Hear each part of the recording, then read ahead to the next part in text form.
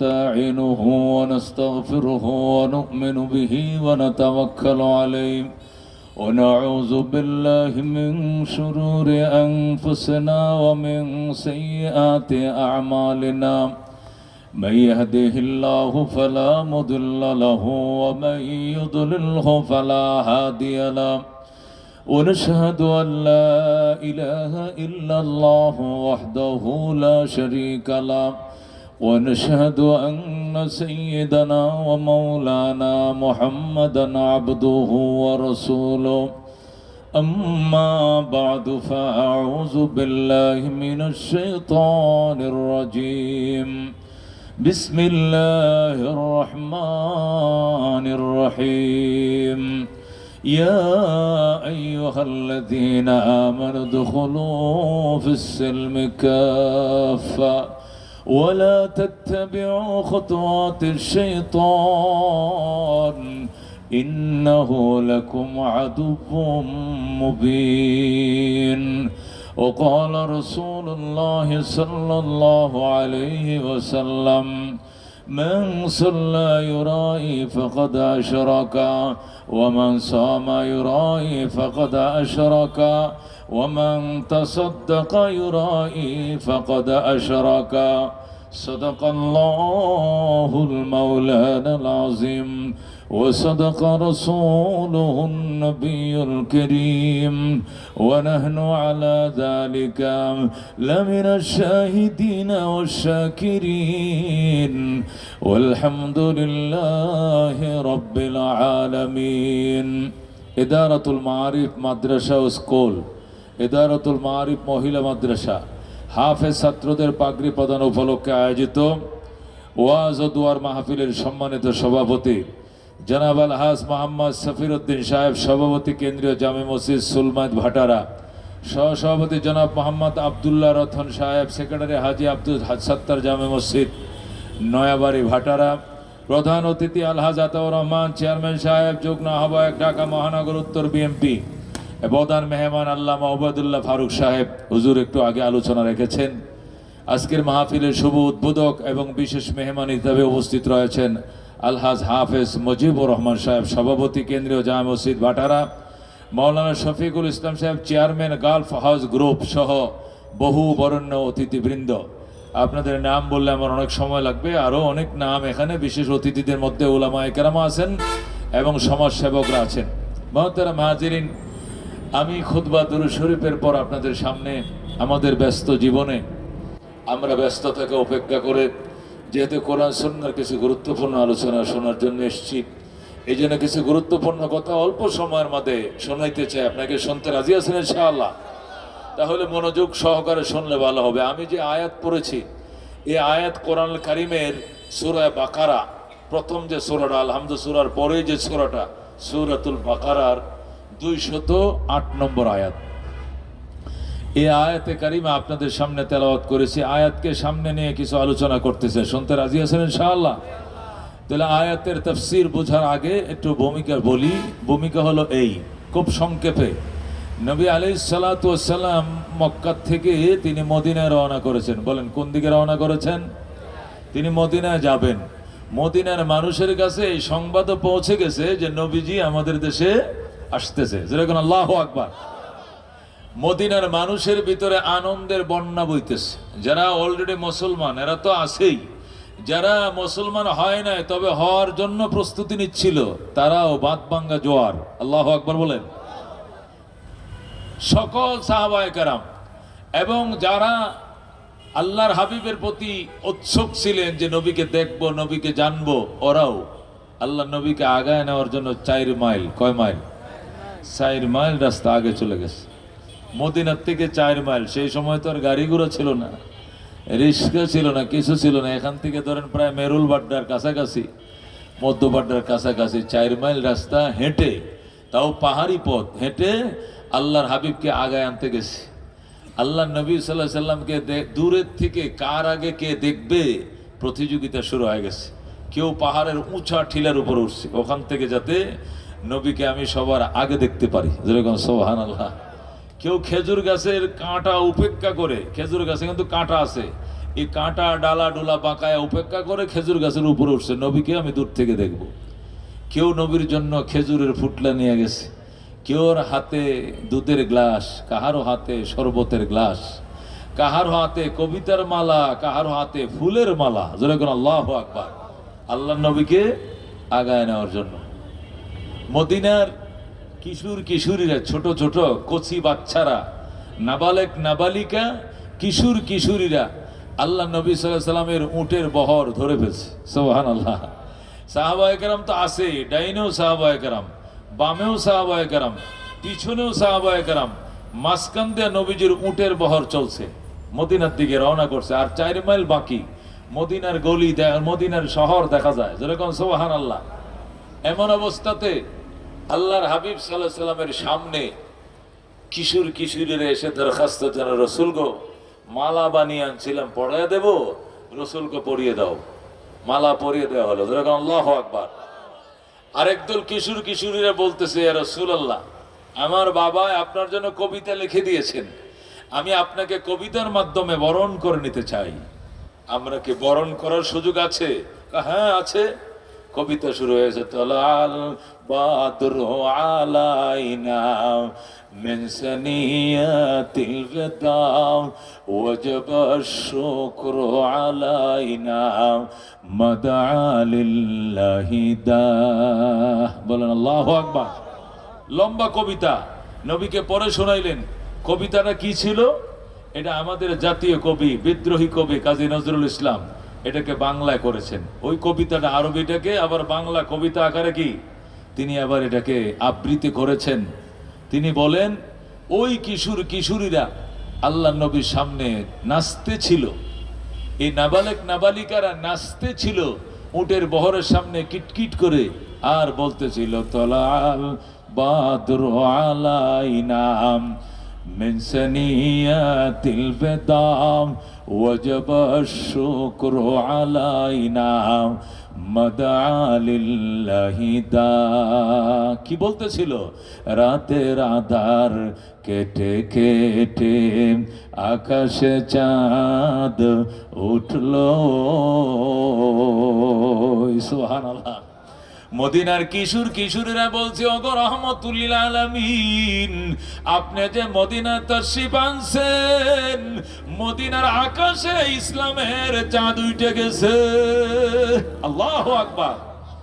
কিশোর কিশোরীরা নবীজির সামনে নাচে আর কবিতা বলে, রাতের আধার কেটে কেটে আকাশে চাঁদ উঠলো, সারা জাহানের দিক বিদিকে, সারা জাহানের দিক বিদিকে আলোর দ্বারা ছুটলো। তলাল বাদরু আলাইনা মিন সানিয়াতিল ওয়াদা ওয়াজাবা আশ-শুকরু আলাইনা মাদআ লিল্লাহি দা। যখন মারহাবা। কিশোর যখন ভাই যখন এই কবিতা পড়ছে, বোন ডাক দেখো, ভাইয়া আমাকে পড়তে দে। এবার ভাইকে ঠান দিয়া থামায়া দিয়া এবার বোন বলতেছে, মানবতার বন্ধু তুমি অগরহমতুল লিল আলামিন। আল্লাহু আকবার। মানবতার বন্ধু তিনি রহমতুল লিল আলামিন। তাই তো শুকর আদায় করি, তাই তো শুকর আদায় করি, কুল মাখলুকাত নিশিদিন। তালাল বাদরু আলাইনা মিন সানিয়াতিল ওয়াদা ওয়াজাবা আশ-শুকরু আলাইনা মাদআ লিল্লাহি দা। বলুন মারহাবা। আল্লাহ নবীকে কবিতার মাধ্যমে বরণ করে নিয়েছিলেন মদিনার কিশোর কিশোরীরা। আল্লাহ নবী এইভাবে হেলতেছিলেন, দুলতেছিলেন, আর মদিনাবাসীর কবিতা আল্লাহু আকবার তিনি শুনতেছিলেন। মদিনার মানুষ ডাক দিয়া কয়, ইয়া রাসূলুল্লাহ, হাবিবাল্লাহ, আপনি একটু ডাইন দিকে চলেন, আমাদের বাড়ি ডাইনে, আপনি আমাদের বাড়িতে যান। আরেকজনে কয়, না হুজুর, আমগো বাড়ি বামে, বামে চলেন, বামে যান, এদিকে আমাদের বাড়ি। আরেকজনে কয়, ইয়া রাসূলুল্লাহ, সামনে চলেন, সামনে যায় ঠিলের উপরে আমাদের বাড়ি, আপনাকে আমি 3 মাইল আগের থেকে আগায় নিতে আসছি, আমাদের বাড়ি চলেন।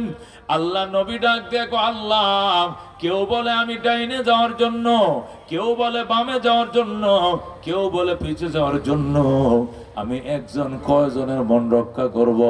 আল্লাহ, আপনি আকাশ থেকে এমন সিদ্ধান্ত শোনায়া দেন যাতে করে আমার সকল সাহাবীরা খুশি হয়ে যায়। আল্লাহু আকবার।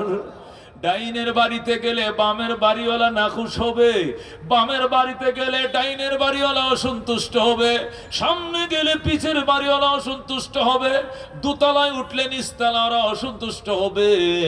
ইয়ে গো আল্লাহ, আমাকে আপনি এমন সিদ্ধান্ত দিয়ে দেন যাতে আমার সকল সাহাবীরা খুশি হয়ে যায়। আল্লাহ ডাক দেখো, বন্ধু, উটের লাগাম ছেড়ে দাও, লাগাম আমি আল্লাহ আমার হাতে নিয়ে নিলাম। আল্লাহু আকবার। আল্লাহ নবী সঙ্গে সঙ্গে উটের লাগামটা ছেড়ে দিলেন। সাহাবায়ে কেরাম বলেন, ইয়া রাসূলুল্লাহ, ইয়া হাবিবাল্লাহ, আপনি যে উটের লাগাম ছেড়ে দিলেন, এখন উট কার নিয়ন্ত্রণে চলবে? আপনি লাগাম ছেড়ে দিলেন, এটা তো স্টিয়ারিং ছেড়ে দিয়েছেন, হ্যান্ডেল ছেড়ে দিলে কোন দিক চলবে? ডাইনে টানলে ডাইনে যায়, বামে মুসুর দিলে বামে যায়, উপরের দিকে টান দিলে সামনে যায়, কিন্তু আপনি তো লাগাম ছেড়ে দিলেন, উট এখন কার বাড়িতে যাবে? আল্লাহর হাবিব ডাক দিয়া কয়, সাহাবায়ে কেরাম, মনে কিছু নিও না, লাগাম আমি ছেড়ে দেই নাই, লাগাম আমার আল্লাহর হাতে দিয়ে দিছি। লাগাম এখন আল্লাহর হাতে। আল্লাহ যার বাড়ি পছন্দ করেন, আমি নবী তার বাড়িতে যাব, আল্লাহর নিজের হাতে টাইনা টাইনা তার বাড়িতে নিবেন। সাহাবায়ে কেরাম, তোমরা দুরূদ শরীফ পড়ো, সাহাবায়ে কেরাম দুরূদ শরীফ পড়ো, আল্লাহুম্মা সাল্লি আলা মুহাম্মাদ ওয়া আলি মুহাম্মাদ, আল্লাহুম্মা সাল্লি আলা মুহাম্মাদ ওয়া আলা আলি মুহাম্মাদ। সবাই দুরূদ শরীফ পড়তেছে আর কাঁদতেছে, আল্লাহ, আমার মা ঘর মুইছে লিপে রাখছে, আমগো মা মশারি ধুয়ে রাখছে, আমগো মা নতুন চাদর বিছায় রাখছে, আমরা 2 তালা বাড়ি খালি করে রাখছি তোমার নবীর জন্য। আল্লাহ, তোমার বন্ধুকে আমাদের বাড়িতে পাঠাও, সে বলে আমাদের বাড়িতে পাঠাও, সে বলে আমাদের বাড়িতে পাঠাও। আল্লাহু আকবার। হঠাৎ করে উট ডান দিকে মুড় নিয়া সোজা ঠিলার উপরে উঠাম হযরতে আবু আইয়ুব আনসারীর বাড়ির উঠানে শুয়ে যায়। আল্লাহু আকবার। আল্লাহ নবী ডাক দিয়া কয়, উট এখানে শুইছো কেন? চাবুক মারছে সামনে আগা, উটের জবান আল্লাহ খুলে দিয়েছে। উট ডাক দেখো, নবী গো, যার হাতে লাগাম দিয়েছিলেন উনি নিজেই টাইনে আমাকে এই বাড়িতে আনছে, আমি অন্য কোথাও যেতে পারি না, আমার রব আমার এখানে আনছে। আল্লাহ ডাক দেখো, বাড়ির মালিক কে রে? বাড়ির মালিককে? আবু আইয়ুব আনসারী হুজুর, আমি এই বাড়ির মালিক। আল্লাহু আকবার। নবী ডাক দেখো, আবু আইয়ুব আনসারী, তুই ভাগ্যবান, আল্লাহ নিজের হাতে আমি নবীরে তোর বাড়িতে আনছে। ও আবু আইয়ুব আনসারী, শোনো, আমি শুনছি তুমি বড় ধনী মানুষ, তুমি অনেক সম্পদশালী। আমার সাহাবীরা আজকে 3 দিন পর্যন্ত রসুল গো বলে রাস্তায় দাঁড়ায় কান্দে, এদের মুখের মধ্যে মুখে কোনো আহার নাই, বুকে কোনো পানি নাই। আবু আইয়ুব রে, আমার সাহাবীদের জন্য মেজবানের আয়োজন করো। আবু আইয়ুব আনসারী কয়, আলহামদুলিল্লাহ ইয়া রাসূলুল্লাহ। ও গো আল্লাহর হাবিব, আমি খুশি, আপনার মন জয় করার জন্য আমার পিতা মাতা আপনার জন্য কুরবান করতে রাজি আছি। আবু আইয়ুব আনসারী রান্না বসায় দিয়েছে, শুরু হয়ে গেছে ধুমসে রান্না। ও মুসলমান, কাতি কাতি ডেক বসাইছে পাহাড়ের উপরে, খেজুর পাতা দিয়া ডাল দিয়া রান্না শুরু হয়ে গেছে, আগুন ধোঁয়া উঠতেছে, রান্না চলতেছে, উট জব হয়ে গেছে, রুটি বানাইতেছে, মেজবান চলবে। এ আবু আইয়ুব আনসারীর বাড়ি ছিল ঠিলার উপরে, ওই ঠিলার পাশে নিচু এলাকায় বাগানে খেজুর কাটতেছিলেন হযরতে আব্দুল্লাহ ইবনে সালাম। ইহুদিদের লিডার ছিলেন আব্দুল্লাহ ইবনে সালাম। তিনি বাগান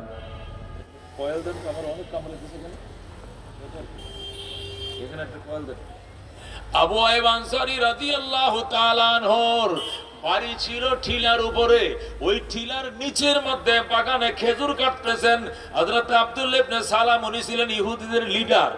উনি যখন নিচের থেকে দেখছেন, আল্লাহু আকবার, ওই উঁচা বাড়ির ঠিলের উপরে ধোঁয়া দেখা যায়, ধোঁয়া দেখা যায়। তখন আব্দুল্লাহ ইবনে সালাম একটা দৌড় দিয়ে বাড়িতে এসে গেছে। আইসা গো, আমার বাল্য বন্ধু আবু আইয়ুব আনসারী, তোর বাড়িতে কিসের অনুষ্ঠান? আমাকে কেন দাওয়াত দিলা না? আবু আইয়ুব আনসারী গো, দোস্ত তোরে দাওয়াত দিব কেন? রহমতুল লিল আলামিন আমার বাড়িতে তাশরীফ আনছে। তুমি তো ইহুদি, তুমি বিধর্মী, ইহুদিদেরকে দাওয়াত দিতে পারি না। আমরা মুসলমান, মুসলমানদের নবী আইছে, আমাদের অনুষ্ঠান, আমাদের আনন্দ, এখানে তোমাদের কোনো আনন্দিত হওয়ার কিছু নাই, তোমাদের দাওয়াত দেব কেন? আব্দুল্লাহ ইবনে সালাম কয়, দোস্ত আমি নবীজির সাথে দেখা করতে চাই। কয় না, দেখা করতে দেওয়া যাবে না। কেন? তুমি ইহুদি, আমগো নবীর সাথে দেখা করবা কেন? নবীর কাছে অনুমতি চা। আল্লাহ নবী যদি পারমিশন দেয়, কেন আমার অনুমতি দিবে না? আল্লাহু আকবার। আবু আইয়ুব আনসারী নবীজির কাছে যায়, ইয়া রাসূলুল্লাহ, ইয়া হাবিবাল্লাহ, আমাদের মদিনার শিক্ষিত মানুষ, অত্যন্ত শিক্ষিত মানুষ, তাওরাতের হাফেজ, উনি আপনার সাথে দেখা করতে আইছে। ওগো আল্লাহর হাবিব, উনাকে দেখা করার পারমিশন দিবেন কিনা? রহমতুল লিল আলামিন ডাক দিয়া কয়, আমি শুনছি আব্দুল্লাহ ইবনে সালাম বড় শিক্ষিত, তাওরাতের হাফেজ, আব্দুল্লাহর জন্য অনুমতি লাগবে না, সরাসরি ঢুকতে দাও। আল্লাহু আকবার। আব্দুল্লাহ ইবনে সালামের জন্য অনুমতি লাগবে না, ঢুকতে দাও। আবু আইয়ুব আনসারী গো, দোস্ত আয়, আল্লাহর নবী অনুমতি দিছে, আয়। আব্দুল্লাহ ইবনে সালাম আল্লাহর নবীর দরবারে আসলেন। নবীজির দিকে চায় রইছে, চোখের ফাতিও পর্যন্ত মারে না, এক নজরে তাকায় রইছে। এইভাবে মাথার থেকে পাও পর্যন্ত দেখে। নবী বলেন, ফাদ্দালিয়া ইবনে আব্দুল্লাহ, ও আব্দুল্লাহ ইবনে সালাম, তুমি বসো। আব্দুল্লাহ ইবনে সালাম কয়, রাসূলুল্লাহ আমাকে বসতে কয়েন না, আমি মন ভরে আপনাকে দেইখা লই, আমি প্রাণ ভরে নবীকে দেইখা লই। আল্লাহু আকবার। আমাকে বসতে বলেন না। অনেকক্ষণ পর্যন্ত আব্দুল্লাহ ইবনে সালাম আল্লাহ নবীকে প্রাণ ভরে দেখছে। দেখার পরে ডাক দেখ, আল্লাহ ওয়াল্লাহ লাইসা হাযাল ওয়াজহু কাযাব। আব্দুল্লাহ ইবনে সালাম ডাক দেয়া, খোদার কসম রে মদিনাবাসী, খোদার কসম রে মদিনাবাসী, এই চেহারা মিথ্যাবাদীর চেহারা হতে পারে না, এই চেহারা কোনোদিন মিথ্যাবাদীর চেহারা হতে পারে না। জোরে করে আল্লাহু আকবার। আব্দুল্লাহ ইবনে সালাম ইহুদিদের লিডার, নবীর দিকে তাকায় বলতেছে, এই চেহারা মিথ্যাবাদীর চেহারা হতে পারে না। আল্লাহ নবী সাল্লাল্লাহু আলাইহি সাল্লাম ডাক দিয়ে কয়, আব্দুল্লাহ তুমি কি আমার আগেও দেখছো নি? গো আগে কোনোদিন দেখি নাই। জীবনে কি প্রথম দেখছো? গো প্রথম দেখছি। তো তুমি আমার জীবনের প্রথম দেখে কেমনে বললা এটা মিথ্যাবাদীর চেহারা নয়? আব্দুল্লাহ ইবনে সালাম বলেন, ইয়া রাসূলুল্লাহ, ইয়া হাবিবাল্লাহ, আমার তাওরাত মুখস্থ, আমি তাওরাতের হাফেজ, তাওরাতের এমন কোন পৃষ্ঠা খালি নাই যেখানে আপনার কথা লেখা নাই। আল্লাহু আকবার। রহমতুল লিল আলামিনের কথা তাওরাতের পৃষ্ঠায় পৃষ্ঠায় লেখা। আমি আপনার দিকে তাকাইছি, তাওরাতের সাথে মিলাইছি, কিতাব আমাকে বলে দিছে আপনি যে আল্লাহর নবী, বিন্দু পরিমাণ সন্দেহ নাই। নবী ডাক দেখো, আব্দুল্লাহ যদি এতই বিশ্বাস হয় তাহলে কালমা পড়ে মুসলমান হয়ে যাও। আব্দুল্লাহ ইবনে সালাম বলে, ইয়া রাসূলুল্লাহ কালমা পড়া তো 1-2 ব্যাপার, 1 সেকেন্ডের ব্যাপার। আমি আপনার থেকে জানতে চাই, কালমা কি আমি একা পড়ব নাকি ইহুদি বাগানের মধ্যে যারা খেজুর কাটতেছে সবাই মিলে কালমা পড়ব? আমি জানতে চাই। আল্লাহ নবী গো, আব্দুল্লাহ একা মুসলমান হয়েও না, বাগানের সব ইহুদিদেরকে ডাইকে নিয়ে আসো। আব্দুল্লাহ ইবনে সালাম দৌড় দিছে বাগানে, যায় কি ইহুদিরা রে, আয় আয় আয়, তাওরাত পরে পরে যে নবীর ঘটনা সারা জীবন শুনাইছি, এই নবী মদিনায় তশরিফ আনছে। খেজুর সারা জীবন কাটতে পারবা, কিন্তু নবী পাইবা না, জলদি আসো জলদি আসো। এই বলে যখন ডাকটা দিছে রে দোস্ত, সাথে সাথে বাগানের ইহুদিরা কাস্তে কোরআন রাইখা সব আব্দুল্লাহ ইবনে সালামের পিছন দিয়ে লাইন ধরছে, নবীজির সামনে আইছে। আল্লাহু আকবার। আব্দুল্লাহ ইবনে সালামের পিছন দিয়ে 400-450 ইহুদি আইছে, সবটি আইছে নবীজির সামনে এইভাবে বইছে। আব্দুল্লাহ ইবনে সালাম সামনে, ইহুদিরা বইছে পিছনে। 400-450 লোক কম না, এখানেও 400-450 লোক হয় কিনা আরো কম হয়, আরো কম হওয়ার সম্ভাবনা আছে। 400-450 ইহুদি পুরা বাগান থেকে আইছে। আব্দুল্লাহ ইবনে সালাম সবার সামনে বসা, আল্লাহ নবীর সামনে বসে আব্দুল্লাহ ইবনে সালাম বলতেছে, ইয়া রাসূলুল্লাহ, হাবিবাল্লাহ, আপনার কাছে আমার 3টা প্রশ্ন। আপনি যদি 3টা প্রশ্নের উত্তর দিতে পারেন, তাহলে প্রথম আমি কালমা পড়ে মুসলমান হয়ে যাব।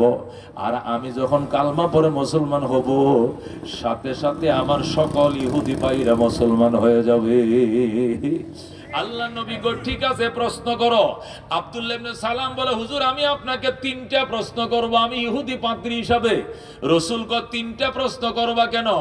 একটা প্রশ্ন করব ইনজিল শরীফ থেকে, আরেকটা প্রশ্ন করব জাবুর কিতাব থেকে, আরেকটা প্রশ্ন করব তাওরাত শরীফ থেকে। আমি আসমানে 3টা কিতাবে পড়ছি, তাওরাতটা মুখস্থ, বাকি 2টা মুখস্থ নয়, তবে সব কিতাব আমার পড়া আছে, জানা আছে, ঘাঁটা আছে। এই জন্য 3 কিতাব থেকে 3টা আনকমন প্রশ্ন করব। আপনি যদি আল্লাহর সত্যিকার নবী হন, 1 মিনিট দেরি হবে না, বলে দিতে পারবেন। আর আপনি যদি বলে দিতে পারেন, তাহলে আমারও আর দেরি নয়, কালমা পড়বো। আর আমি যখন কালমা পড়বো, আমার সব ইহুদি ভাইরা মুসলমান হয়ে যাবে। আল্লাহু আকবার। আল্লাহ নবী কো, ঠিক আছে, প্রশ্ন করো। আব্দুল্লাহ ইবনে সালাম প্রথম প্রশ্ন করছে, ইয়া রাসূলুল্লাহ, ইয়া হাবিবাল্লাহ, জান্নাতীরা যখন জান্নাতে ঢুকবে, জান্নাতে ঢোকার পর আল্লাহ রাব্বুল আলামিন বেহেশতবাসীদেরকে, জান্নাতবাসীদেরকে প্রথম একটা নাস্তা দিবে। ওই নাস্তাটা কোন আইটেম দিয়ে দিবে? আপনি দয়া করে একটু বলবেন নি? যদি আপনি সত্যিকার নবী হন, একটা মুহূর্ত বাঁচবে না, সাথে সাথে বলে দিতে পারবেন। আল্লাহ নবী ডাক দেয়া কয়, আব্দুল্লাহ, আমি তোমার থেকে জানতে চাই প্রশ্নটা কোন কিতাব থেকে করছো? তাওরাত শরীফ থেকে। আল্লাহু আকবার। নবী কয়, আমি তো তাওরাত পড়িও নাই, পড়তে জানিও না। পড়া লাগবে না, পড়া জানা লাগবে না, আল্লাহ নবী হলে আল্লাহ আপনাকে শিখিয়ে দিবে, আপনি বলতে পারবেন। নবী ডাক দিয়ে কয়, শোনো আব্দুল্লাহ, শুনো, জান্নাতীরা যখন জান্নাতে যাবে, জান্নাতে যাওয়ার পর বোয়াল মাছের কলিজা দিয়া আল্লাহ কাবাব বানাবে।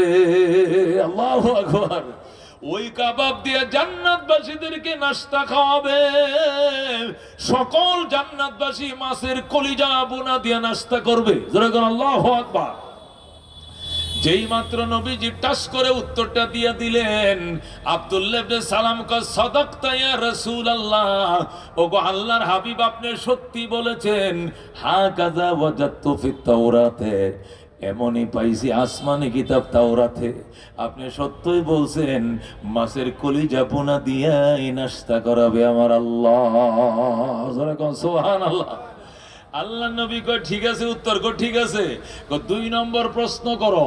আব্দুল্লাহ ইবনে সালাম কয়, ইয়া রাসূলুল্লাহ, বিমা যায়াশবাহুল ওয়ালাদ ওয়ার রাজুল আল মারআতা, কি কারণে সন্তান বাবার আকৃতি পায়, কি কারণে সন্তান মায়ের আকৃতি পায়, কি কারণে সন্তান মায়ের কালার পায়, কি কারণে সন্তান বাবার কালার পায়, কি কারণে সন্তান ছেলে হয়, কি কারণে সন্তান মেয়ে হয়, কি কারণে সন্তান বাবার চরিত্র পায়, কি কারণে সন্তান মায়ের চরিত্র পায়। এই প্রশ্নের উত্তর আল্লাহর নবী টাস করে দিয়ে দিলেন। ক্বালা রাসূলুল্লাহ সাল্লাল্লাহু আলাইহি ওয়াসাল্লাম, ইযা গালাবা মাউর রাজুলি আলা মাইল মারআতে ফাতাশবাহুল ওয়ালাদু আর রাজুলা। আল্লাহ নবী কয়, এটা তো বিজ্ঞানসম্মত এক প্রশ্ন তুমি করছো। শুনে রে আব্দুল্লাহ, স্বামী স্ত্রী যখন মিলন যুদ্ধ শুরু হয়, স্বামী স্ত্রী মিলন যুদ্ধে যদি গালাবা মাউর রাজুলে, যদি পুরুষের পানি বিজয় লাভ করে, মানে টেকসই লাভ করে, স্বামী স্ত্রী মিলন সংগ্রামে, মিলন যুদ্ধে স্বামীটা যদি টেকসই হয়, আউট হয় সবার শেষে, স্ত্রীটা আউট হয়ে আগে, আর ওই মিলনে যদি রেহেমের ভিতরে বাচ্চা ঢোকে, ওই বাচ্চাটা শতভাগ ছেলে হওয়ার সম্ভাবনা আছে। যদি ছেলে না হয় বাবার কালার পাবে, যদি বাবার কালারটাও না হয় বাবার চরিত্রটা হলেও পাবে। যেরকম আল্লাহু আকবার। ওয়াইদা গালাবাত মাউল মারআতে আলা মাইর রাজুলে, আর যদি উল্টাটা হয়, নারীর পানি যদি পুরুষের প্রাণীর উপরে প্রাধান্য বিস্তার করে, মেয়েটা টেকসই, পুরুষেরটা আউট হয়ে গেছে টুক্কা মারার সাথে আউট, কিন্তু নারীটা মজবুত। এই মিলনে যদি বাজান রেহেমে বাচ্চা ঢুকে, নবী কয় ফাতাশ বাহুল ওয়ালাদু আল মারআতা, ওই বাচ্চাটা মায়ের সাথে সাদৃশ্য রাখবে। হয়তো মেয়ে হবে বাচ্চাটা, মেয়ে যদি না হয় ছেলে হইল মায়ের কালারটা পাবে, কালার যদি না হয় ছেলে হলো মায়ের চরিত্রটা হলো পাবে। যখন আল্লাহু আকবার। আল্লাহ নবী যখন এই বিজ্ঞানসম্মত উত্তরটা টাস করে দিয়ে দিছে, একটু বাজে নাই, আব্দুল্লাহ ইবনে সালাম কয় সাদ্দাক্তা ইয়া রাসূলুল্লাহ, ওগো আল্লাহর হাবিব আপনি সত্যই বলেছেন। আপনার কাছে আমার 3 নম্বর প্রশ্ন, বলেন 3 নম্বর প্রশ্নের উত্তর দিবেন নি? নবী কয় আব্দুল্লাহ 3 নম্বর প্রশ্নটা কি? ওয়া মাজা আলামাতুস সাআ, নবী গো কিয়ামতের বড় বড় আলামতগুলো একটু বলবেন নি? কি কি বড় বড় আলামতগুলো? আল্লাহর হাবিব টাস করে বলা শুরু করছে, যাত্তুখিজাল ফাইয়ু দেওয়ালান ওয়াল আমানাতু মাগনামান ওয়াজ যাকাতু মাগরামান ওয়া তুআল্লিমু আলা গায়রিদ দ্বীন ওয়া আতা'আর রাজুল ইমরাআতাহু ওয়া আক্কা উম্মাহু ওয়া আদনা সাদিকাহু ওয়া আকসা আবাহু ওয়া যাহারাতিল কাইনাত ওয়াল মাযিব ওয়া যাহারাতিল আসওয়াতু ফিল মাসাজিদ ওয়া উকরিমার রাজুল মাখাবাতা শাররিহি ওয়া শুরিবাতিল খুমুর ওয়া লা'না আখিরু হাদিহিল উম্মাতি আউওয়ালাহা ফারতাকিবু ইনদা যালিকা রিহান হামরা وزلزلة وقذفا ومسخا وفسخا وآيات تتابع كنظام قطع سلكه فتتابع رواه الترمذي أو كما قال النبي عليه الصلاة والسلام। আল্লাহ নবী টাস করে কিয়ামতের আলামতগুলো বলতে শুরু করলেন। যখন নবীজি একাধারে একদমে বলতে শুরু করছেন, আব্দুল্লাহ ইবনে সালাম কো সাদাকতা ইয়া রাসূলুল্লাহ, ওগো আল্লাহর হাবিব আপনি সত্যই বলেছেন। এমনি ভাবে পাইছি আসমানি কিতাবে, এমনই পাইছি আসমানি কিতাবে আপনি সত্য বলেছেন। নবী গো আমার পড়ায়া দেন, আশহাদু আল্লা ইলাহা ইল্লাল্লাহ ওয়া আশহাদু আন্না মুহাম্মাদান আবদুহু ওয়া রাসূলুহু। আব্দুল্লাহ ইবনে সালাম কালমা পড়ে মুসলমান হয়ে যায়। যেই মাত্র আব্দুল্লাহ মুসলমান হইছে, সাথে সাথে 400 450 ইহুদি ছিল, সব কালমা পড়ে মুসলমান হয়ে যায়। সবটি আল্লাহ নবীর কদমে পড়ছে, পড়ায় দেন আশহাদু আল্লা ইলাহা ইল্লাল্লাহ ওয়া আশহাদু আন্না মুহাম্মাদান আবদুহু ওয়া রাসূলুহু। সবাই মুসলমান। আব্দুল্লাহ ইবনে সালাম বলেন, ইয়া রাসূলুল্লাহ, ইয়া হাবিবাল্লাহ, আপনি এমন টাইমে মদিনায় তশরিফ আনছেন যখন মদিনাবাসীর ফল কাটার টাইম, খেজুর কাটার টাইম। আপনি জুলাই মাসে আমগো দেশে আইছেন, জুলাই মাসে খেজুর কাটে। ওই সময় আমাদের বাৎসরিক একটা ফসল। এই দেশে গম হয় না, এই দেশে ধান হয় না, এই দেশে হয় খেজুর। খেজুর কাটার মৌসুমে আপনি আইছেন, এই জন্য সবাই বাগানে খেজুর কাটতেছিল। খেজুর কাটার আইকে কালমা পড়ার জন্য আইছে। নবী আপনি বিদায় দেন, আমাদেরকে বিদায় দেন, আমরা খেজুরগুলো কাইটা আবার আসব, আপনার সহবতে থাকবো। ইসলামের অন্যান্য বিধি বিধানগুলো আমরা আপনার সহবতে থেকে শিখব। নবী কয় জলদি যাও, বাগানে যাও, খেজুর কাটো, যাও যাও যাও। আব্দুল্লাহ ইবনে সালাম এবং তার সাথীরা সবাই বাগানে গেছে খেজুর কাটার জন্য। কিছুদিন সেখানে যায় খেজুর কাটছে, খেজুর খাইটা যখন গোলা ভরছে, গোলা বইরে যখন সব কমপ্লিট হয়েছে, এরপরে আইসা বলে, রাসূলুল্লাহ, ইয়া হাবিবাল্লাহ, বাগানের খেজুর কাটা শেষ, গোলা ভরা শেষ, দোকান বাকি পরিশোধ করছি, বাৎসরিক হিসাব নিকাশ কমপ্লিট করছি, জাকাতেরটা আলাদা করে ফেলছি, এখন আপনার সহবতে আসছি। আল্লাহ নবী কো আব্দুল্লাহ মুসলমান যে হইলে আগে তো 60 বছর 40 বছর ইসলাম তুমি ইহুদি ধর্ম পালন করছো, আগে টানা 40-41 বছর ইহুদি ধর্ম পালন করছো, এখন হঠাৎ করে 1-2 মাস হইছে মুসলমান হইছো, ইহুদি ধর্মের সাথে মুসলমান ধর্মের মধ্যে কোনো সংঘাত আছে কিনা তোমার থেকে জানতে চাই। আব্দুল্লাহ ইবনে সালাম কো হুজুর তেমন সংঘাত নাই, ইসলামের বিধান যেমন ইহুদি ধর্মের বিধানে এমনই ছিল, কিন্তু দুই একটা বিধান একটু সংঘাত লাগে আমার কাছে। নবী কয় যেমন একটা বলো। যেমন একটা হলো আমরা এতদিন ইহুদি ছিলাম, ইহুদি ধর্মের সিস্টেম ছিল শুক্রবার নয় শনিবার ছুটি থাকে, সপ্তাহ ছুটি কি বারে? শনিবারে। ইহুদি ধর্মে আমরা ছিলাম, ওই ধর্মের সপ্তাহ ছুটি দিল শনিবার দিন, আমরা শনিবারে স্কুল কলেজ প্রতিষ্ঠান বন্ধ থাকতো, শনিবারে বিশেষ ইবাদত করতাম, গির্জায় যাইতাম, নফল রোজা রাখতাম। কিন্তু মুসলমান হয়ে দেখি সাপ্তাহিক শুভ দিন শুক্রবার, আমরা দেখি শুক্রবার আমাদের অফিস আদালত বন্ধ, শুক্রবার বিশেষ ইবাদতের দিন, শুক্রবার সপ্তাহ ঈদের দিন, জুমার দিন। এখন তো আমার কাছে ঝামেলা মনে হইতেছে, এখন কি ইহুদি ধর্ম মানবো নাকি ইসলাম ধর্ম মানবো? এই যে ফেস লাগছে, সংঘাত লাগছে, এর কি সমাধান? নবী ডাক দেখো আব্দুল্লাহ এত বড় পণ্ডিত মানুষ, গোটা তাওরাতটা তোমার সিনের মধ্যে মুখস্থ, ইনজিল শরীফে পড়তে পারো, তৌরাতও পড়তে পারো, এখন আবার কোরআনও পড়া শুরু করে দিছ, তুমি 4টা কিতাব জানো, তুমি বলো তুমি করলে কি ভালো হয়? তুমি বলো এখন কি করলে ভালো হয়? ইহুদি ধর্মের মধ্যে ছিল শনিবার ছুটির দিন, আর মুসলমান হয়ে দেখো শুক্রবার ছুটির দিন, কোনটা করলে ভালো হয়? আব্দুল্লাহ ইবনে সালাম বলে ইয়া রাসূলুল্লাহ আপনি মনে কিছু নিয়েন না, সঠিক সিদ্ধান্ত তো আপনি দিবেন, তবে আমার মন চায় আমি রোজা আগে রাখতাম, শনিবারে নফল রোজা রাখতাম, সারাদিন ইবাদত করতাম, এখন রোজা 2টা রাখার নিয়ত করছি, শুক্রবারও রাখবো শনিবারেও রাখবো, যেটাই লাগিয়া যায়। আল্লাহ নবী কো কি কইছো? যেটাই লেগে যায় মানে কি? এটা কি কি কি বলতে চাও তুমি? কয় শনিবারেও রোজা রাখছি, এখন শুক্রবারেও রাখবো, শনিবারেও রাখবো, 2টাই রাখবো, যেটাই লেগে যায়। আল্লাহ নবী ডাক দেখো না আব্দুল্লাহ না, শনিবার ছাড়ো শুক্রবার ধরো, কমপ্লিট মুসলমান হয়ে যাও। আল্লাহু আকবার।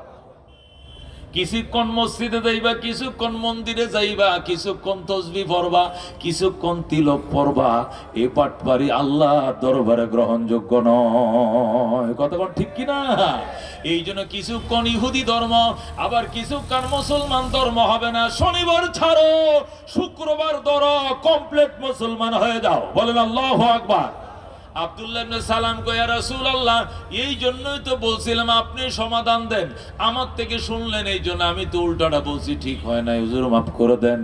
রাসূল কো অসুবিধা নাই, তোরটা ঠিক না আমারটা ঠিক, শনিবার ছাড়ো শুক্রবার ধরো, কমপ্লিট মুসলমান হয়ে যাও।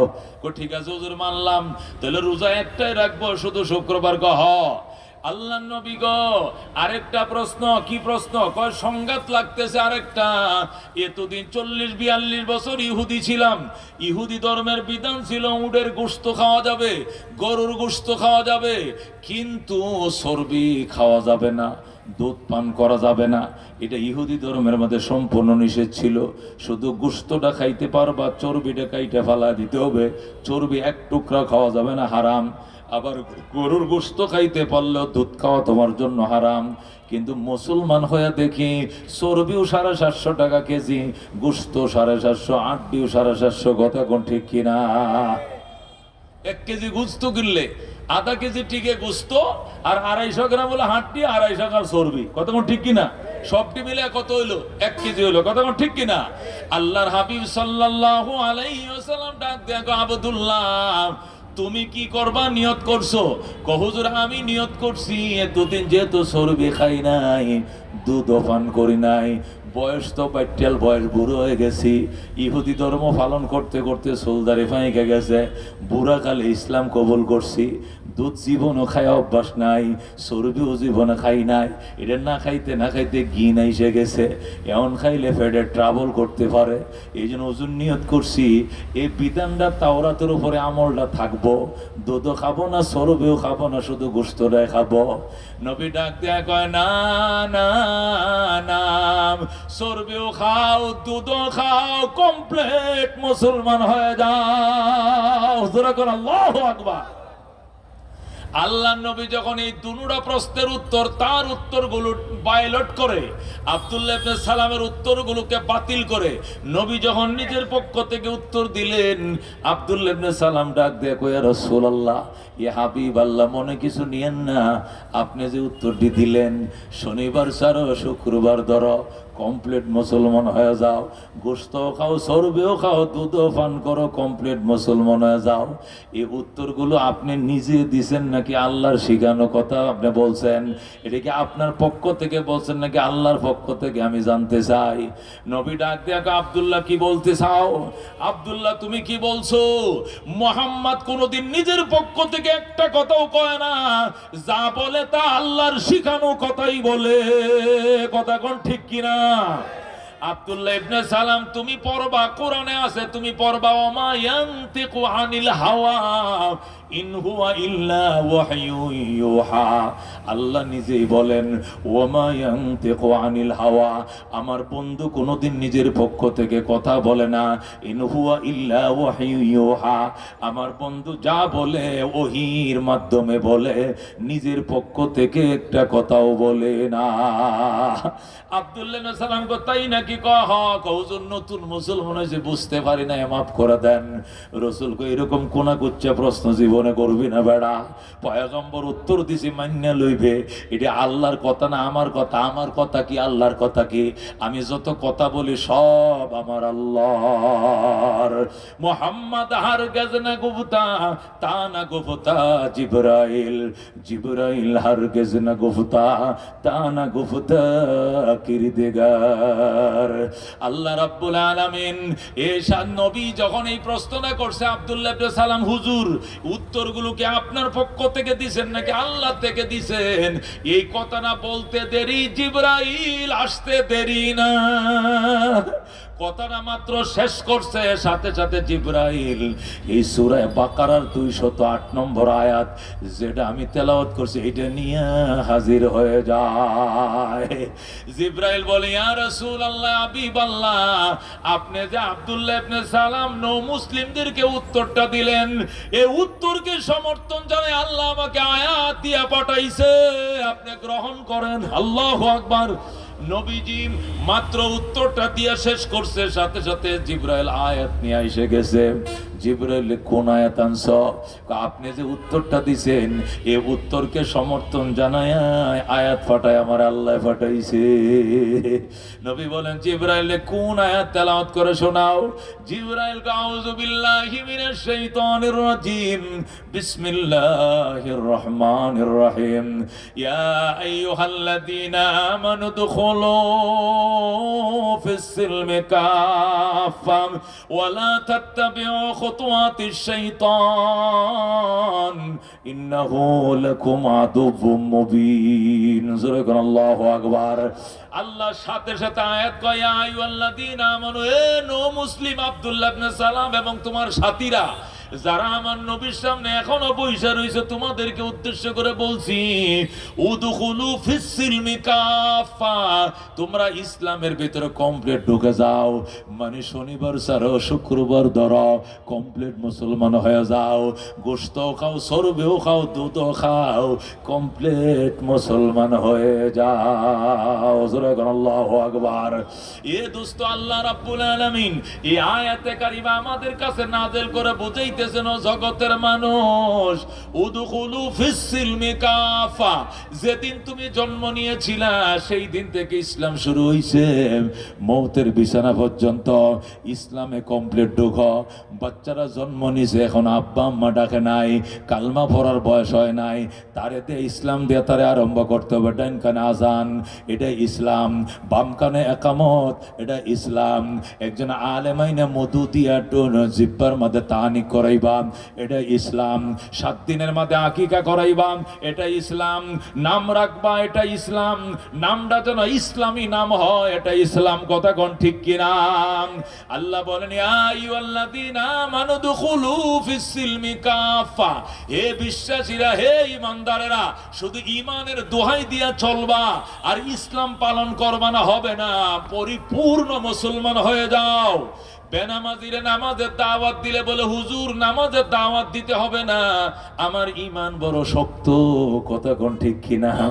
যদি কো তিন সিল্লা যান, অথবা সরমনায় যান, অথবা আলেম আবু উবাইদুল্লাহ ফারুক সাহেবের কাছে যান, বুজুর্গদের কাছে যা তওবা করেন, জীবনে নামাজ ছাড়বেন না শপথ করেন, কো হুজুর সরেন সরেন, বুঝেই তৈব না, আমি বুঝি নামাজ যে পড়া লাগে, আপনি জানেননি আমার ঈমান কত শক্ত, আমি নামাজ না পড়লে কি হয়েছে, ঈমান বড় শক্ত। নবী ডাক দেওয়ার বেনামাজির খাডাস, যার নামাজ নাই এর তো ঈমান শুদ্ধা নাই। কথা ঠিক কিনা? নবী বলছেন লা ঈমান লিমান লা সালাত লাহু, রাসূল বলেন ওই ব্যক্তির ঈমান নাই যে ব্যক্তির নামাজ নাই, তার ঈমান নাই। আল্লাহু আকবার। নামাজ ছাড়া কি এর ঈমান? রোজা ছাড়া কি এর ঈমান? হজ ছাড়া কিসের ঈমান? যাকাত ছাড়া কিসের ঈমান? আল্লাহর ফরজ বিধান স্বেচ্ছায় বাদ দিয়ে দিবা, তোমার ঈমান আছে তুমি কেমনে বুঝলা? তোমার ঈমান এত দুর্বল তোমাকে বাড়ির দুয়ারে মসজিদ পর্যন্ত নিতে পারে না। এই ঈমান দিয়া তুমি 30,000 বছর কেমনে পার করবে তুমি বলো? তোমার ঈমান এত দুর্বল, তোমার বিল্ডিং এর 2টা বিল্ডিং পরে মসজিদ, ওই মসজিদ পর্যন্ত ধাক্কায় তোমার নিতে পারে না, এত দুর্বল ঈমান তোমার। আর ওই ঈমান কেমনে তারায়া তোমার 30,000 বছরের ব্রিজ পার করাবে? আদা কমেনা শাহরে, চুলের চেয়ে চিকন, আহাদ্দু মিনা সাইফে, হীরার চেয়ে দার, আজলামু মিনাল লাইলিল মুসলিমা, আমাবস্যা রাত্রের চেয়েও অন্ধকার। হীরার চেয়ে দার, চুলের চেয়ে চিকন, হীরার চেয়ে দার, হবে রে এলাকা আমাবস্যার অন্ধকার। এই ব্রিজটা 30,000 বছর, 10,000 উপরে উঠবে, 10,000 সমতল চলবে, 10,000 নিচের দিকে নামবে। বিরাট বড় ব্রিজ, কেমনে বাজান পার হইবা? একটু ধাক্কায় মসজিদ পর্যন্ত তোমার ঈমান তোমার নিতে পারে না, এত দুর্বল ঈমান। তুমি কেমনে বুঝলা 30,000 বছর ধাক্কায় পার করাবে? বড় মুশকিল বাজান। এই জন্য এখনো সময় আছে। উদখুলু ফিস সিলমি কাফা, ইসলামের ভিতরে কমপ্লিট ঢুকো। কবে থেকে ঢুকবা? যেদিন জন্ম নিছ এদিন থেকে ইসলাম, যেদিন মরবা এদিন শেষ হবে ইসলাম। ডান কানে আজান দিয়ে শুরু হবে ইসলাম, বাম কানে একামত দিয়ে শুরু হবে ইসলাম। হাসপাতালে জন্ম নিলে সেখানেও আজান দিতে হবে, ছেলের কানে আজান দিতে হবে, মেয়ের কানেও আজান দিতে হবে। অনেকে আজান শুধু ছেলের কানে দেয়, মেয়ের কানে দেয় না। আজান দুইজনকে দিতে হবে। বাসায় জন্ম নিলে দেয়, হাসপাতালে দেয় না। হুজুর হুজুর কই ভামো, হাসপাতালে হুজুর না, আজান দিতে পারি নাই। ও কপাল পরে হুজুর লাগে কেন? তুই মজুর কি আজানটাও শিখস নাই? তুই এমন কপাল পুরা আজানে আল্লাহু আকবার, আল্লাহু আকবার, আশহাদু আল্লা ইলাহা ইল্লাল্লাহ, আশহাদু আল্লা ইলাহা ইল্লাল্লাহ, আশহাদু আন্না মুহাম্মাদুর রাসূলুল্লাহ, আশহাদু আন্না মুহাম্মাদুর রাসূলুল্লাহ, হাইয়া আলাস সালাহ, হাইয়া আলাল ফালাহ, আল্লাহু আকবার, আল্লাহু আকবার, লা ইলাহা ইল্লাল্লাহ। এই শব্দগুলো তুই শিখস নাই, তুই বইয়া রইছ জান্নাতে যাইবে তোর কপালে জুতা। কথা ঠিক কি না? তোর কপালে জারু আর জুতা।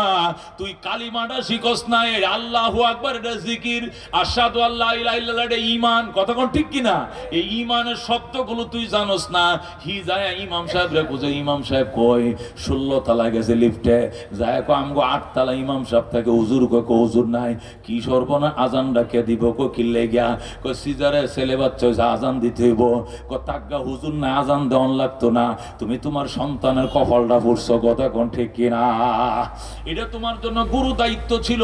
তোমার কি এর হুজুর খুঁজো মিয়া, নিজে দিবা, টাইম কানে আজানটা দিবা, শ্বাসে দাঁড়ায় আল্লাহু আকবার, আল্লাহু আকবার, আল্লাহু আকবার, আল্লাহু আকবার, বাম পাশে দাঁড়ায় একামতটা দিবা। বন্ধু আত-তালিমু ফিস সিগার কান্নকশে ফিল হাজার, ছোটবেলার শিক্ষা পাথরের দাগের মতো, ছোটবেলার শিক্ষা পাথরের দাগের মতো। যেরকম সুবহানাল্লাহ। এ দোস্ত, পাথরে দাগ দিলে যেরকম দাগ জীবনে মুছে না, ছোটবেলার শিক্ষার দাগ জীবনে মুছে না। কথা ঠিক কিনা? আর তালিমু ফিস সিগার কান্নাকশা ফিল হাজার, ছোটবেলার শিক্ষা পাথরের দাগের মতো। এই যে মুজাহিকের উপরে দাগ দেয় মসজিদে নামাজের কাতার, জীবনে দাগ মুছে না। পাথরের দাগ যেমনে মুছে না, ছোটকালের কালিমার দাগ জীবনেও মুছে না। এই জন্য সন্তানরা জন্ম নেওয়ার সাথে সাথে কানের মধ্যে আশহাদু আল্লা ইলাহা ইল্লাল্লাহ, আশহাদু আন্না মুহাম্মাদুর রাসূলুল্লাহ, এই শাহাদতের বাণীগুলো বাচ্চার কানে দিতে হবে। সাথে সাথে কলিজার মধ্যে নকশা হয়ে যাবে। আর এই নকশাটা মওতের বিছানা পর্যন্ত থাকবে। মওতের বিছানায় সে বলবে আশহাদু আল্লা ইলাহা ইল্লাল্লাহ ওয়া আশহাদু আন্না মুহাম্মাদান আবদুহু ওয়া রাসূলুহু। নবী বলেন, মান কানা আউয়ালু কালামিহি লা ইলাহা ইল্লাল্লাহ ওয়া আখিরু কালামিহি লা ইলাহা ইল্লাল্লাহ ফাদাখালাল জান্নাহ। যার প্রথম কথা জন্মের পরে ফইলা কথা যে বলবে লা ইলাহা ইল্লাল্লাহ, আরেকবার বিদায় বেলায় মওতের বিছানা যদি বলে লা ইলাহা ইল্লাল্লাহ, মাঝখানে যদি 70 বছর বাইচে থাকো, 100 বছর, মাঝখানে যত বছর হায়াতে জিন্দেগি পাইবা, আল্লাহ তোমাকে সোজা জান্নাত দিবে। জোরে কোন সুবহানাল্লাহ। এই ঈমানের বরকতে একদিন না একদিন আল্লাহ তোমারে জান্নাত দিবে। দোস্তরে ওই জান্নাতটা কম পক্ষে দুনিয়া সমান 10টা দুনিয়া বরাবর হবে। জোরে কোন আল্লাহু আকবার। এই জন্য দুস্তরে ছোটবেলায় বাচ্চা যখন শিখে আব্বা বলা শিখে, আম্মা ডাকা শিখে, মা বাবা বলা শিখে, ওই সময় বল বল লয়কাল্লা লয়কাল্লা লালা ময়কার মা মামা নয়কান্না না না আক্ষরিক জ্ঞান যখন শিখে, ওই সময় এগুলো পরে শিখাইবা। আগে শিখাইবা আশহাদু আল্লাহ ইলাহা ইল্লাল্লাহ ওয়া আশহাদু আন্না মুহাম্মাদান আবদুহু ওয়া রাসূলুহু। দেখবা কলিজার মধ্যে নকশা হয়ে যাবে। বিদায় বেলা কালমার তালকিন করা লাগবে না, অটোমেটিক তার মুখ দিয়ে কালমাটা বের হয়ে যাবে। কারণ কি, সে ছোটবেলায় কষি আত্মা থাকতে শিখছিল। কষি থাকতে যে লেখাপড়া গুলো শিখে জীবনেও বলে না। আমরা ছোটবেলায় একবার পড়ছিলাম কোরআন মনে আছে, একবার পড়ছিলাম হাদিস মনে আছে, মত পর্যন্ত মনে থাকবে। কিন্তু বুড়াকালে যদি শিখেন, আগে শিখে নাই, বুড়াকালে 3 সিল্লা যায়া শিখছে। সিল্লা দিয়া সিরাজগঞ্জ থেকে পদ্মা সেতু আর যমুনা সেতু পার হইতে হইতে সব ভুলিয়া গেছে। কথা কোন ঠিক কিনা? 3 সিল্লা দিয়া 3 বারংশ ও মুসলমান 3-12,000 টাকা খরচ করছে।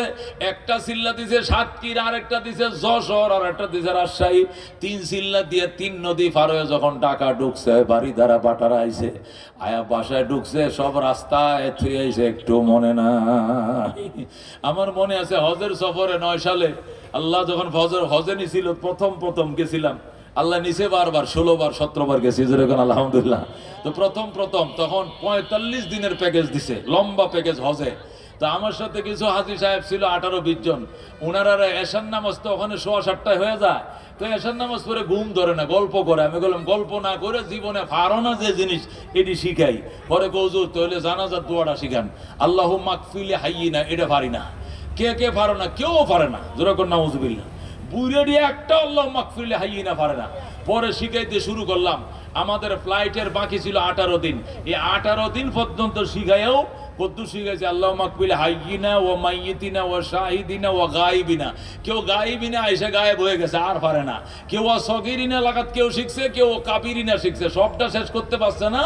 এজেন্সির মালিক কয় চলেন গাড়ি গোল করেন, দেশে চলে যাবো, ফ্লাইটের টাইম হয়ে গেছে। মানে 18 দিনও একটা সূরা মুখস্থ করাইতে পারলাম না, একটা দোয়া শিখাইতে পারলাম না। কেন? বুড়ো হয়ে গেছে। বাঁশ যখন ফাঁকিয়া যায় বন্ধু, এটাতে দাইরিয়া বানানো বড় কষ্ট, মুস্কান দিলে ভাঙ্গে যায়। কিন্তু কাঁচা বাঁশ যেমনে পাখাও পাকবে।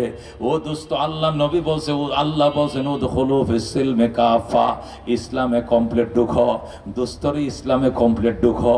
শান্তি ইসলামের মধ্যে, অন্য কিছুর ভিতরে শান্তি নাই। কথা ঠিক কিনা? লেখাপড়ার মধ্যে ইসলামটা আগে আগে করাও। আগে কয়ে 40টা হাদিস শিখাও, কোরআন শরীফটা শিখাও, মক্তবের পড়াটা পড়াও। এরপরে ডাক্তার বানাও, ডক্টর বানাও, ব্যারিস্টার বানাও, কালেক্টর বানাও।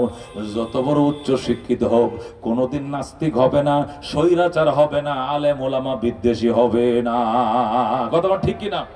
আমাদের দেশে ওই তুরস্কের প্রেসিডেন্ট, তুর্কি প্রেসিডেন্ট ডক্টর হাফেজ এরদোয়ান, রিজাব হাফেজ রেজাব তাইয়িব এরদোয়ান, সে কোরআনের হাফেজ হওয়ার পর ডক্টরেট নিছে।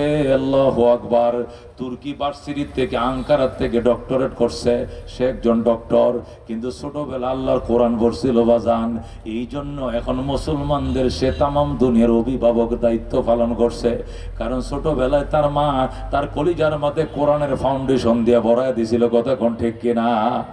ডক্টর ইকবাল যখন অক্সফোর্ডে গেল ডক্টরেট আনার জন্য, অক্সফোর্ডে 8 বছর লেখাপড়া করে ডক্টরেট নিয়ে যখন আবার আসলো হিন্দুস্তানে আইসা থেকে পুরা হিন্দুস্তান ব্রিটিশে দখল করে ফেলছে। ডক্টর ইকবাল কোহরি যে দেশ থেকে ডক্টরেট আনলাম হেরাই তো আমগো দেশ দখল করে নিছে। এরপরে ব্রিটিশের বিরুদ্ধে কবিতা লেখা শুরু করলো। যখন কবিতা লেখা শুরু করলো, ডক্টর ইকবালের কবিতার স্পিরিটে সব মানুষ ব্রিটিশ খেদা আন্দোলনে দলে দলে যোগদান করলো। তখন ডক্টর ইকবালকে অ্যারেস্ট করা হলো। অ্যারেস্ট করে দিল্লি কোর্টে হাজির করা হলো। ইকবাল তুমি নিমুখ হারাম হ্যাঁ, আপনি নিমুখ হারাম। ডক্টর ইকবাল কে কেমনে নিমুখ হারাম হইলাম? আমাদের অক্সফোর্ড ইউনিভার্সিটিতে পড়া, আমাদের লন্ডন ভার্সিটিতে পড়া, ব্রিটিশের ভার্সিটিতে পড়ে ব্রিটিশের বিরুদ্ধে তুমি কবিতা লেখো, এটা নিমুখ হারামই। ডক্টর ইকবাল কয় শোনো লাল কুত্তার দল, ও লাল কুত্তার দল হুন, ব্রিটিশ ইউনিভার্সিটিতে পড়ছি, ব্রিটিশ টিচারের কাছে পড়ছি, কিন্তু ছোটবেলায় মা কোরআনটা সিনার ভিতরে ঢুকায় দিছিল। যাওয়ার টাইমে এক বান্ডি ওই আমারে সুরমা দিয়ে দিছিল। সকালবেলায় সুরমাটি চোখে দিয়ে ভার্সিটিতে যাইতাম, চোখের মাঝে ইহুদি ভাসে নাই, শুধু মদিনা ভাসে। আল্লাহর কোরআন সকালবেলায় পড়ে ইউনিভার্সিটিতে যাইতাম, ইহুদিদের কাছে পড়ছি, কিন্তু নিজে ইহুদিও বানাইতে পারো না, ইহুদিদের দালালও বানাইতে পারো না। আল্লাহু আকবার। সুতরাং কবিতা আগেও বলছি, এখনো বলবো, ভবিষ্যতেও বলবো, লাল কুত্তার দল পলারে পালা, বেঈমানের দল পালা, নইলে ঝুলবে তোদের গলায় তালা। আল্লাহু আকবার। যখন কবিতা লেখা শুরু করছে তখন কয় না পারা যাইতো না ইকবালের সাথে। এটা ছোটবেলায় কোরআন শরীফ পড়ছিল, এই জন্য ব্রিটিশরাই দেশে নিয়ম দিয়ে গেছিল সকালবেলার মক্তবটা যে কোনো বিনিময়ে বন্ধ করতে হবে। এই মক্তবটা ইমানের ধার তুলে দেয় এদের কলিজায়। এই জন্য আমাদের দেশে ব্রাক আইছে, আশা আইছে, গ্রামীণ আইছে, বহু আইছে, সকালবেলা কেজি স্কুল আইছে। কতক্ষণ ঠিক কিনা? যে টাইমে মুসলমানের বাচ্চারা মক্তবে কোরআন শিখবে, ওই টাইমে বাচ্চাদেরকে ইহুদি বানানোর জন্য মন্ত্র শিখাবে। বহু চেষ্টা করে তারা ব্যর্থ হইছে, আমাদের মক্তবের সাথে পারে নাই। কথা কোন ঠিক কি নাই? আলহামদুলিল্লাহ সারা বাংলাদেশে ঘুরি, যেখানে যাই যাই একে অভিযোগ শুনি, হুজুর নুরানি মাদ্রাসার এক এক ক্লাসে 200 করে ফলাফান, আর আমরা প্রাইমারিতে 3-তে 19 জন, 4-এ 21 জন, 5-এ 17 জন ছাত্র নাই। গার্লস স্কুলে গেলে হুজুর মহিলা মাদ্রাসায় এক এক ক্লাসে ছাত্রী 300 জন, 8-এ 300 জন, 9-এ 400 জন, মেশকাত জমাতে এতজন, কিন্তু গার্লস স্কুলে 8-এ 17 জন, 9-এ 19 জন, 10-এ তো আছে 12-13 জন। সব খরা দেখা দিছে, কারণ চরিত্র বিধ্বংস হয়ে যাচ্ছে। ইমানের ফাউন্ডেশন পূরণ করার জন্য সব মাদ্রাসামুখী হইতেছে। কথা কোন ঠিক কিনা? শিক্ষা অফিসাররা পর্যন্ত আফসোস করে বলতেছে বিল্ডিং এর পর বিল্ডিং বানায় দিতেছি, প্রত্যেকটা বিল্ডিং এত দামি দামি 5তলা 6তলা করে কোটি কোটি টাকা দিয়ে বানায় দিতেছি, কিন্তু স্কুল কলেজে ছাত্র ছাত্রী নাই, সব মাদ্রাসা। অথচ মাদ্রাসা টিন সেট ঘর, ভাঙ্গা ঘর, ভাড়া বাড়ি, সেখানে কত হুড়াহুড়ি। একটি মাত্র কারণ, উদখুলু ফিস সিলমি কাফা, এই দুনিয়ায় শেষ নয়, আরেকটা দুনিয়া আছে, ওই দেশে ঈমান নিয়ে যাইতে হবে। কতক্ষণ ঠিক কিনা? ওখানে ঈমান আর মান নিয়ে না গেলে উপায় নাই। আল্লাহ উদখুলু ফিস সিলমি কাফা, ঈমানদার আর ইসলামের ভিতরে কমপ্লিট ঢুকো। ইসলাম ছাড়া যতই বলি আওরাও, আমেরিকা শান্তি নাই, লন্ডনেও শান্তি নাই, আমেরিকা আগুন জ্বলতেছে, এই দেশেটির বাইর করতেছে, ওই দেশেটির ঢুকাইতেছে। এই আমেরিকায় শান্তি নাই, ইন্ডিয়াতে শুধু মিছিলের পর মিছিল চলতেছে।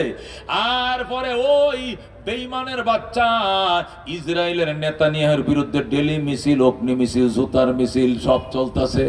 দুনিয়ার কোনো দেশে শান্তি নাই, শুধু বাংলাদেশ নয়, দুনিয়াতে শান্তি নাই। শান্তির একমাত্র গ্যারান্টি দিতে পারে ইসলাম, আর কিছু নয়। কতক্ষণ ঠিক কিনা? হযরত ওমর ফারুক রাদিয়াল্লাহু তাআলা আনহু 2,55,00,000 বর্গ মাইলের পৃথিবী চালাইছে, আমার দেশ মাত্র 1,56,000 বর্গ মাইল। এরপরে কত আয়নাগর, কত হাওয়াগর, কোনো শেষ নাই। কথা কোন ঠিক কিনা? যেখানে সেখানে শুধু আয়নাগর। আজকে শুনছি ওই পদ্মা সেতুর ফিলারের তলেও আয়নাগর আছে। আজকে ফেসবুকে লেখছে পদ্মা সেতুর মাঝখানে একটা ফিলারের নিচে আয়নাগর রাখছে যাতে খুঁজে না পায়। গণভবনের নিচেও নাকি আয়নাগর পাইছে।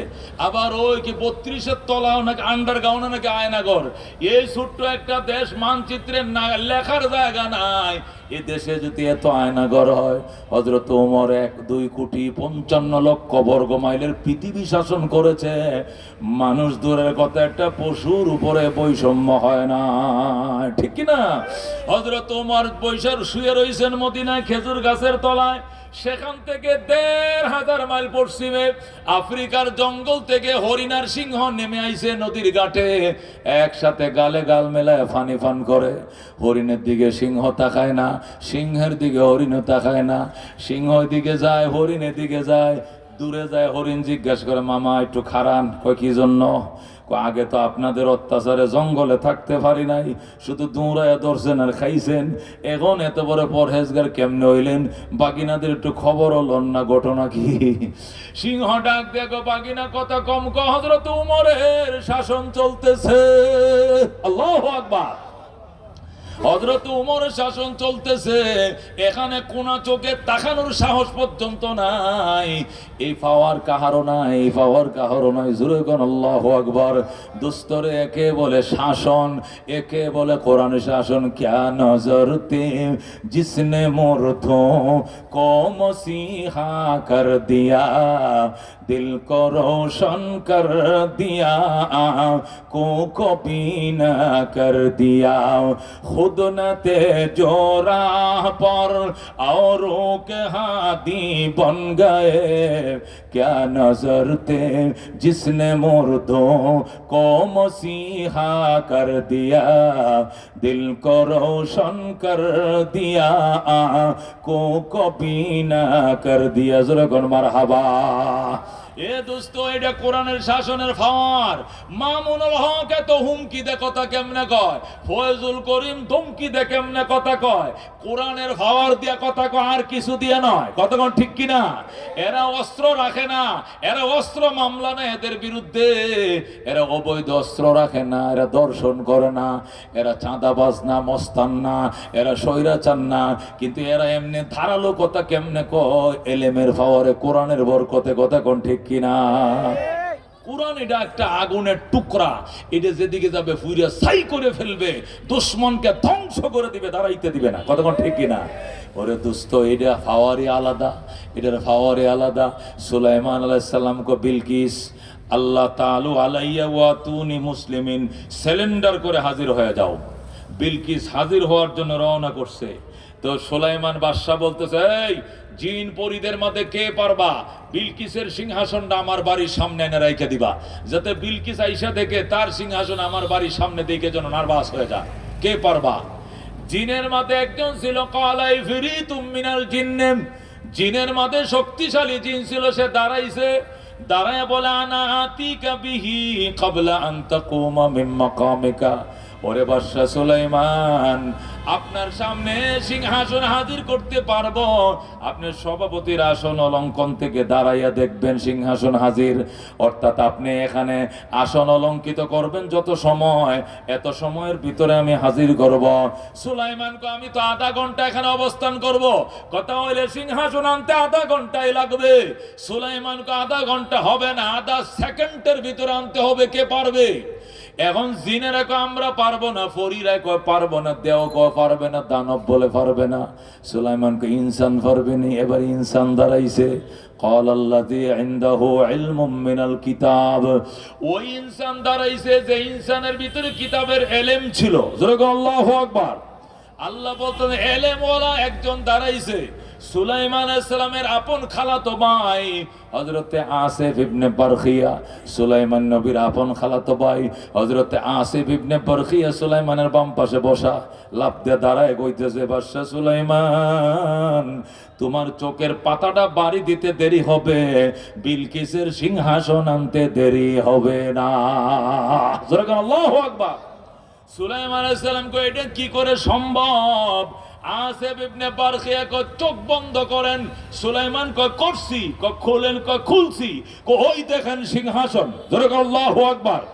সুলাইমান চোখটা বন্ধ করে খুলতে দেরি, বিলকিসের সিংহাসন আনতে দেরি হয় নাই। একে বলে আলেম, এরে বলে ইলমের পাওয়ার। জোরে কয় সুবহানাল্লাহ। দুনিয়াতে দুস্থ পাথর দুই প্রকার। কয় প্রকার? দুনিয়াতে দামি পাথর কয়টা? জোরে কোন? দুইটা। জোরে কোন? কয়টা? একটা পাথরকে বলা হয় কোষ্টি পাথর। কি পাথর? কোষ্টি পাথর। এই পাথর দিয়ে কি করে? কয় সোনা 1 নম্বর না 2 নম্বর পরীক্ষা করে। এটা তামা না সোনা? স্বর্ণের কালাম আর তামার কালার একই কালার, কিন্তু কোনটা সোনা কোনটা তামা বুঝবেন কেমনে? কোষ্টি পাথর লাগাইলে বুঝে যাবে। যদি স্বর্ণ চুম্বুক দিয়ে ধরে ফেলবে, আর স্বর্ণ না হলে ছেড়ে দিবে, বুঝবেন কোনটা সোনা কোনটা সোনা নয়। তাহলে স্বর্ণ চিনে কি দিয়া? কোষ্টি পাথর দিয়া। এটা একটা দামি পাথর। আর একটা পাথরের নাম হলো ফরস পাথর। জোরে কোন? কি পাথর? পরশ পাথর। এই পাথরের কাজ কি? এই পাথর বলা হয় এটা সাধারণ পাথর। নরমাল রেল লাইনের নিচে যে পাথর আছে, ওই পাথর আইনা পরশ পাথরের সাথে একসাথে যদি রুমাল দিয়ে বান্ধা ওই আলমারির নিচে রাত্রে রাইখে দেন, খাটের নিচে রাইখে দেন, সকালবেলা দেখবেন ওই রেলের নিচে যে পাথরটা ছিল এটাও সোনা হয়ে গেছে। পরশ পাথর কাকে বলে? যার পরশে সাধারণ পাথরও সোনা হয়ে যায়। যেরকম আল্লাহু আকবার। এটা মাটির চাকা। একটা মাটির চাকা যদি তোয়ালি দিয়ে পেঁচায়া, পরশ পাথর দিয়ে পেঁচায়া খাটের নিচে রাখেন, সকালে দেখবেন মাটির চাকাটা স্বর্ণের চাকা হয়ে গেছে। যেরকম আল্লাহু আকবার। এটারে কয় ফরস পাথর। উলামায়ে কেরাম ফরস পাথর। কি পাথর? এদের সাথে যারা মিলছে, এদের সাথে যারা চলছে, এদেরকে যারা বন্ধু বানাইছে, এরাও দামি হয়ে গেছে, দাড়িওয়ালা হয়ে গেছে, নামাজি হয়ে গেছে, বুরকাওয়ালা পর্দাওয়ালা হয়ে গেছে। কতক্ষণ ঠিক কিনা? উলামায়ে কেরামের সাথে যারা চলছে এদের দাম কমছে না বাড়ছে? এরা গাঁজা খাওয়া ছাড়ছে না রাখছে? সুদ খাওয়া ছাড়ছে না রাখছে? মদ খাওয়া ছাড়ছে না রাখছে? সুদ খাওয়া ছাড়ছে না রাখছে?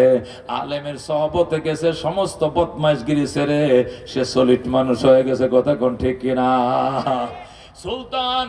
সুলতান মাহমুদ গজনবী রহমতুল্লাহ আলাইহি বলেন, রাত্রে বেলা আমি রাজধানী কাবুলে ঢুকতেছি, আমি দেখি ওই কাবুলেতে সরকারি পৌরসভার লাইট আছে, লাইটের নিচে দিকে একটা ছেলে কোরআন শরীফ পড়তেছে। আমি তার টান দিয়ে কোলে নিলাম, কিরে তুই এত রাত্রে পৌরসভার লাইটের নিচে বসে কোরআন পড়স, কারণটা কি? হারিকেন কিনার টাকা নাই, কি করব, এই লাইটগুলো সারা রাত এমনি জ্বলে, এই জন্য আমি পৌরসভার লাইটের নিচে বসে আল্লাহর কোরআন পড়ি। সুবহানাল্লাহ। ছেলেটা এই লাইটের নিচে বইরে হাফেজ হয়ে গেছে। বলেন আল্লাহু আকবার। সুলতান মাহমুদ গজনবী ছেলেটাকে ঘোড়ায় উঠাইছে, উঠায় রাজধানীতে নিয়ে নিজের চেয়ারের মাঝে বসায় কয়, বাবা তুমি আজ থেকে এই দেশের বাদশাহ। আল্লাহু আকবার। ছেলেটারে গদির মধ্যে বসায় কয়, তুমি বলো হারিকেন কিনলে কয় টাকা লাগে? 5 টাকা। মাসে কেরাসিন লাগে কয় টাকা? 5 টাকা। শীতের পোশাক কিনলে কয় টাকা? 5 টাকা। বোর্ডিং খরচ কয় টাকা? 5 টাকা। মাসে 4-5 20 টাকা লাগে।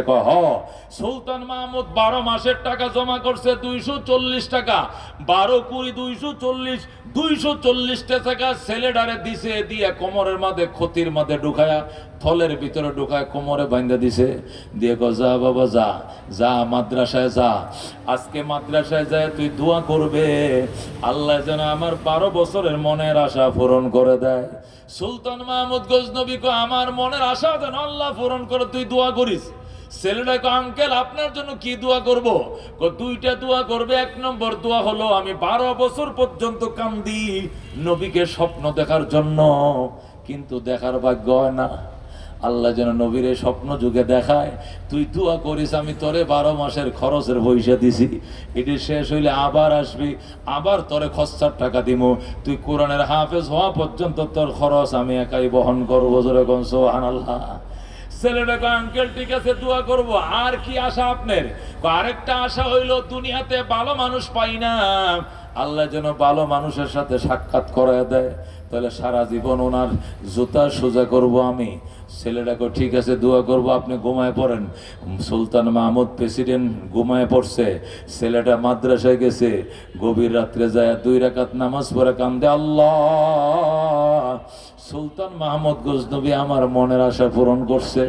আমার হ্যারিকেন কেনার টাকা দিছে, শীতের পোশাক কেনার টাকা দিছে, আমি ডাল ভাত কিনে খাওয়ার পয়সা দিছে, আমি শীতের একটা পোশাক কেনার পয়সা দিছে। আল্লাহ তোমার দরবারে দোয়া করি, আল্লাহ সুলতান মাহমুদের মনের আশা আজকে রাত্রে পূরণ করে দাও। আল্লাহু আকবার। সুলতান মাহমুদ 12 বছর পর্যন্ত কান্দে তোমার নবীকে স্বপ্ন দেখার জন্য। আল্লাহ গো তোমার নবীর সাথে তার সাক্ষাৎ মিলাইয়া দাও। ছেলেটা যখন ওই দিক দিয়ে দোয়া শুরু করছে, এই দিক দিয়ে সুলতান মাহমুদ ঘুমাইতেছে। ঘুমের ঘরে দেখে রহমতুল লিল আলামিন তার সামনে হাজির হয়ে গেছে। নবীজি তার সামনে দাঁড়ায় রয়েছে। বলেন আল্লাহু আকবার। আল্লাহ নবী সামনে দাঁড়ানো। সুলতান মাহমুদ নবী সালাম জানায়, আসসালাতু ওয়াসসালামু আলাইকা রাসূলুল্লাহ, ইয়া হাবিবাল্লাহ। নবী গো, 12 বছর পর্যন্ত আপনাকে দেখার জন্য আমি কান্দি, আপনি দেখা দিলেন না, আজকে কি মনে করে দেখা দিলেন? নবী কই, তুই কি বুঝোস না কি মনে করে দেখা দিছে? কই বুঝি না। কই না বুঝলে না বুঝা, সর সর সর। দেখছস তো ফুরাইছে, আবার প্রশ্ন করা লাগে কেন? না না, আজকে 12টা বছর পর্যন্ত সাধনা করতেছি আপনাকে এক নজর স্বপ্নে দেখার জন্য, আপনি দেখা দেন না, আজকে কি মনে করে দেখা দিলেন? সুলতান মাহমুদ গজনবী প্রশ্ন করে, নবী কোনো উত্তর দেয় না। আচ্ছা, উত্তর না দিলে না দেন, তাহলে আরেকটা প্রশ্ন পূরণ করেন। কই কি? আচ্ছা, আমি জীবনে ভালো মানুষ খুঁজতেছিলাম, পাই না, আপনি ভালো মানুষের ঠিকানা দিয়ে যান। নবী ডাক দেখো, সুলতান মাহমুদ গজনবী নিজেরা অনেক পণ্ডিত মনে করো, অনেক জ্ঞানী মনে করো, তুমি কি এখনো বুঝো নাই ভালো মানুষ কাকে বলে? 12 বছর পর্যন্ত কাঁদতেছো আমাকে দেখা দেওয়ার জন্য, দেখা দেই নাই। আজকে ভালো মানুষের একটু খেদমত করছো, হারিকেন কিনার টাকা দিছো, বোর্ডিং এর খরচের টাকা দিছো, কেরোসিন কিনার টাকা দিছো। আমি নবী মদিনায় টিকতে পারি নাই, দেখা দিয়ে দিছি। এ সুলতান মাহমুদ, তোর কি মনে নেই হাদিস আমি বইলে আসছি, খাইরুকুম মান তাআল্লামাল কুরআন ওয়া আল্লামা, তোমাদের মধ্যে সর্বোত্তম ওই ব্যক্তি যে নিজে কোরআন শিখে অন্যকে কোরআন শিখায়। আল্লাহু আকবার। সুলতান মাহমুদ খুশি হইয়া ঘুম থেকে উইটা পরের দিন সমস্ত আলেমের মসজিদ মাদ্রাসার ইমামদেরকে বেতন সরকারি করে দিয়েছে। সুবহানাল্লাহ। সুলতান মাহমুদ গজনবীর এই ঘটনাটা কারি তোয়েব সাহেব দেওবন্দ মাদ্রাসার প্রিন্সিপাল আল্লামা কারি তোয়েব সাহেব খুতবাতে হাকিমুল ইসলামের মধ্যে লেখে, লেখার পরে বলতেছে, জগতের মানুষ, যদি নবীকে স্বপ্ন দেখো, নবীর শাফাত ওয়াজিব হবে। নবীর শাফাত যদি ওয়াজিব হয়ে যায়, জান্নাত ওয়াজিব হয়ে যাবে। যারা নবীর এতিমদেরকে সাহায্য করবা, আল্লাহ নবী জীবদ্দশায় তার সাথে তোমার দিদার দিবেই দিবে। আল্লাহু আকবার। যারা আল্লাহ নবীকে স্বপ্ন দেখার আশা আছে, এরকম লোক কারা কারা হাত বাড়ান? লিল্লাহ তাকবীর। আল্লাহ তোমার নবীকে স্বপ্ন না দেখায় মরণ দিও না, যেরকম আমিন। আল্লাহ তোমার হাবিবকে স্বপ্ন না দেখায় মরণ দিও না, দিও না, দিও না, যেরকম আমিন। বাজানরে, ইদারাতুল মাআরিফ মাদ্রাসা মহিলা শাখা পুরুষ শাখা দুইটা শাখায় মিলে প্রায় 500 550 ছাত্রছাত্রী। যেরকম সুবহানাল্লাহ। এটা প্রাইভেট প্রতিষ্ঠানের 550 ছাত্রছাত্রী। আমি অবাক হয়ে গেছি দোস্তরে, প্রায় 2 লক্ষ টাকার উপরে শুধু বাড়ি ভাড়ায় আসে মাসে। আল্লাহু আকবার। এরপরেও আল্লাহ চালাইতেছে, তারা চলতেছে। এই জন্য বড় হুজুর হুজুর কালেকশন আমার উদ্দেশ্য নয়, আমি একটু জায়গা বায়না করছি লামার মধ্যে, আমি আর বাড়ি ভাড়া দিয়ে খোলাইতে পারি না। মাস গেলে 15,000 টাকা 12,000 টাকা ভাড়া আমরা দিতে হিমশিম খাওয়া লাগে। 2